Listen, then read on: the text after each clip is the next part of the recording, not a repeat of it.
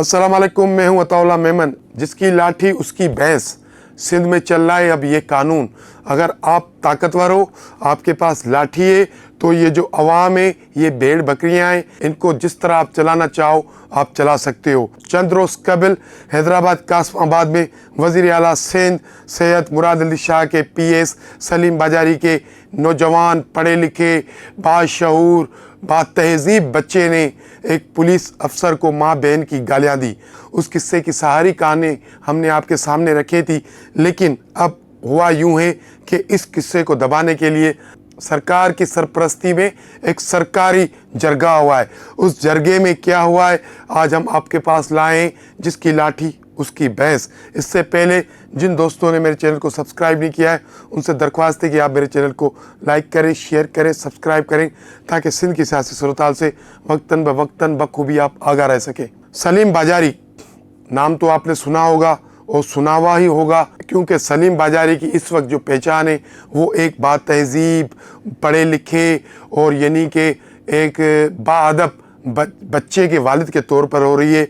और वो बच्चा जो अरसलान बाजारी, सलीम बाजारी का छोटा बेटा, जिसने चंद रोज़ कबल हैदराबाद के इलाके कासमाबाद में पुलिस की जानिब से जब चेकिंग के दौरान उनको रोका गया, तो उसने उस पुलिस अफसर जिसका नाम अज़हर रावपोटो बताया जाता है, उसको माँ बहन की गालियाँ दी, उससे बदतमीज़ी की और उसको कहा कि तुम एक ASI, तुम्हारी क्या हैसियत है, तुम्हारे जैसे तो 4 ASI हम अपने डाले में बिठाकर घूमते रहते हैं।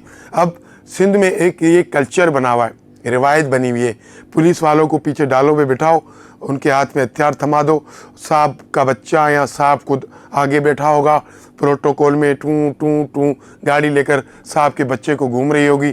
अगर साहब के बच्चे को किसने रोकने की गलती कर ली, तो फिर उस गलती का जो खमियाजा है वो कैसा होगा, वो किस तरह भुगतना पड़ेगा, वो आपको हैदराबाद के इलाके कासमाबाद में सलीम बाजारी के बेटे ने पूरे सिंध को, पूरे मुल्क को दिखाया। सिंध के इक़्तिदारी ऐवानों में बैठे हुए बच्चों को अगर कोई कानून का रखवाला रोकेगा तो उसके साथ ये हशर किया जाएगा जैसा सलीम बाजारी के बेटे अरसलान बाजारी ने वर्दी पहने हुए पुलिस अफसर के साथ किया।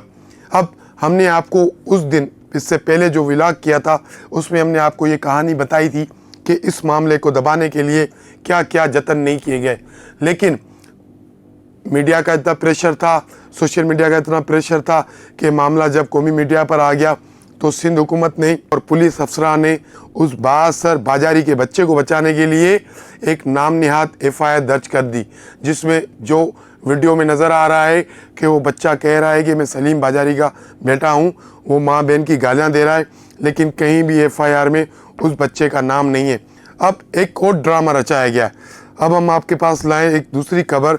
हमारे ज़राए ने कन्फर्म ये इतला दी है कि इस पूरे मामले को दबाने के लिए, ख़त्म करने के लिए सरकार की सरपरस्ती में सरकारी जरगा हुआ है। और वो ज़राए हमें बता रहे हैं कि SSP हाउस हैदराबाद में एक जरगा हुआ, जिसमें सलीम बाजारी, उसका बेटा, पुलिस अफसर अज़हर और उसके अलावा जिनका वो ताल्लुक़ बताया जा रहा है, ये रावपोटो बिरादरी से ताल्लुक़ है। और ये सलीम बाजारी और ASI जो अज़हर रावपोटो था, इन दोनों का ताल्लुक़ वज़ीर आला मुराद अली शाह के हल्के से है और ये दोनों वज़ीर आला मुराद अली शाह के बहुत करीबी समझे जाते हैं। इनके अंदरूनी इख्तलाफात थे, जिस वजह से बताया गया कि ये पूरा वाक़या रोनमा हुआ। लेकिन अब हम आपके पास जो खबर लाए हैं, सरकार की सरपरस्ती में सरकारी जरगा। ज़राए ने यह बताया कि इस मामले को दबाने के लिए, ख़त्म करने के लिए उस SSP हाउस हैदराबाद में एक जरगा हुआ, जिसमें सलीम बाजारी, उनके बेटे और उनके अलावा पुलिस अफसर अज़हर रावपोटो और रावपोटो बिरादरी के दीगर जो यानी कि बड़े थे वो शरीक हुए। उसमें कुछ बातें हुई। मैंने जब स्टार्टिंग की बात आपको बताई कि जिसकी लाठी उसकी भैंस, यानी कि गालियाँ भी अज़हर रावपोटो पुलिस अफसर को पड़ी और माफ़ी भी अज़हर रावपोटो को मांगनी पड़ी।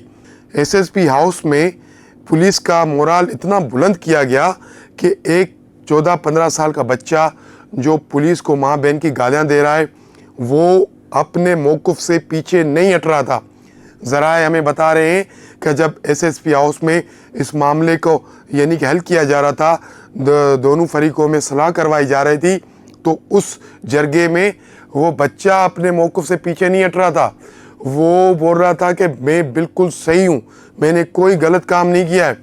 तो ज़रा ये बता रहे हैं कि उस जरगे में उस बच्चे को अपनी किए पर कोई शर्मिंदगी नहीं हुई, उसने कोई माफ़ी नहीं मांगी। माफ़ी मंगवाई गई एएसआई अज़हर रावपोटो से। अब जो हम आपको बता रहे हैं, सिंध में जो कानून चलता है, जो सिंध में जिसका पावर चलता है, वो उसी का चलता है जिसके हाथ में लाठी होगी और फिर उसकी मर्ज़ी वो भैंस को जिस तरफ भी ले जाए, दाएं तरफ ले जाए या बाएं तरफ ले जाए। तो अज़हर रावपोटो को माफ़ी मांगनी पड़ी और वो बच्चा फिर उसी तरह प्रोटोकॉल में पुलिस वाले उनके आगे पीछे थे। एसएसपी हाउस से निकलता है अपने बाप सलीम बाजारी के साथ और फिर वो बच्चा वज़ीर आला हाउस कराची पहुंच जाता है और इस तरह ये मामला ख़त्म हो जाता है। सिंध पुलिस के आईजी गुलाम नबी मेमन और एसएसपी हैदराबाद को हम खराज तहसीन पेश करते हैं, जिन्होंने पुलिस का मोराल बुलंद किया और गलती करने पर एएसआई अज़हर रावपोटो से माफ़ी मंगवाई। इनसाइड स्टोरी से आज के लिए इतना ही। कल मिलेंगे किसी अहम मौजू पर, किसी अहम इशू पर। आपसे हमारी दरख्वास्त है कि आप हमारे चैनल को लाइक करें, शेयर करें, सब्सक्राइब करें। बहुत शुक्रिया।